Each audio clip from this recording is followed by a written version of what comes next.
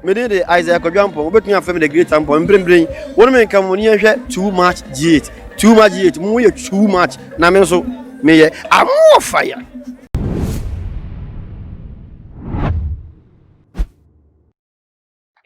For any asher for me, my Obibia Akabadi, but too much G8 and a day. I am Munia Bamuson for a minute in someone I didn't say ever so more. Ghana saying and sent them in the accident. I just say ACC 9 Bekaya, a year prophecy be ever a year 2019 and this 2020 there a year accident year Kasankasa. Now 84 year stress and accident do one I see. Na ye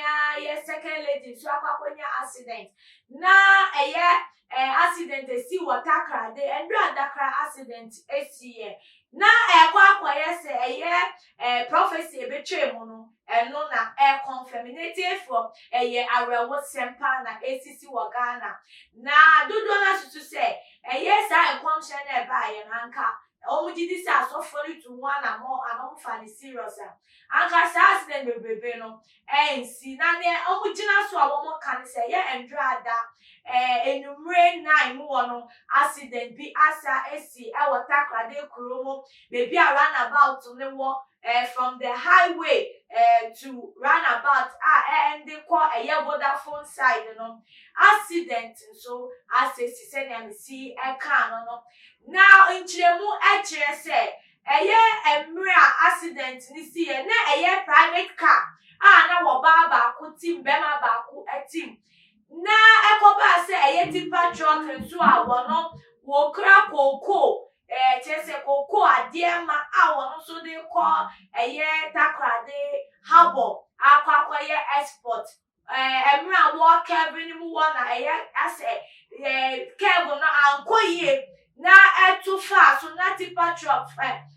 container na tipa truck ne so no 40 feet no every to private car chese what would describe private car na da wo Matthias ekoto osuma nkofuku ana wo mtese aka driver ne wo baba ko ne de emuwa na dodo na susu se emuwa na no msusu se wo omuwu ye fi se omu hwe sa container etumi ato sa aka ne so de no mu nim se nkofuku no mu omuni de nya ade a ayeye na etiefo nchiremu ekire sa mumu wona nkofuku ana wo observe and omotwa mo ahia no etunsa efre ntamo so afre fire service personnel any other security say wo bra embebo anetiefo arewo se mo ne se na observers no mo so say nkofo ni huye no sa pe na driver na wo small car ni da wu car ni mo no ni age 30 years wono no ni din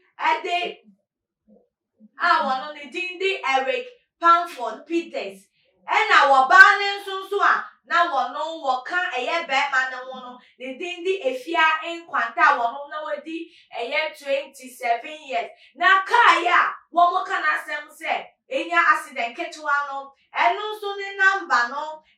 WR1049-19 eno sa car no na ye kase emu nipa ni na ayeden ewu efri atiasefo asase so na ni na emu no Western Regional Commander wono so ebepie mu ewo Asoeye wo na emre obepie mu no or the report to City FM omonim kwan a enam so ma accident no esi any modern wa ono so etimi etu anamo wo ho ede apoa accident no therefore mo share pictures a era no screen so a utimi ho se accident we die there is no way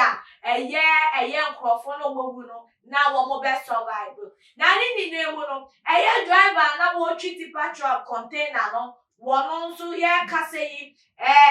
aban ensa aka no wo mo atutu na no na wono ni din edi Emmanuel Gwaku wo di 32 years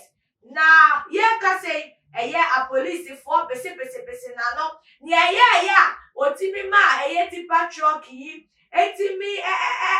crashy yes more car you me kwato ne so no na afen so se wo mu hwemu na wo mu se just accident and I say wo onu no ye careless dia na embra any neti se na embra ese na etiefo